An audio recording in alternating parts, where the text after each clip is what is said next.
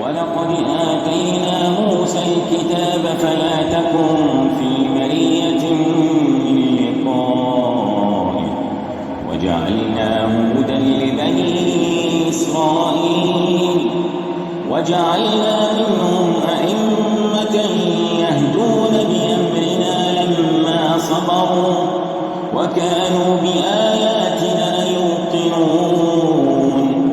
إن ربك هو يفصل بينهم يوم القيامة فيما كانوا فيه يختلفون أولم يهد لهم كم أهلكنا من قبلهم من القرون يمشون في مساكنهم إن في ذلك لآيات أفلا يسمعون أولم يروا أنا نسوق الماء إلى الأرض الجرز فنخرج به زرعا تأكل منه أنعامهم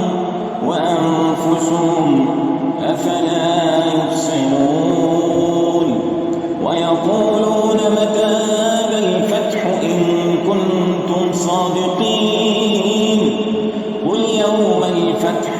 لا ينفع الذين كفروا إيمانهم ولا هم ينظرون فأعرض عنهم وانتظر إنهم منتظرون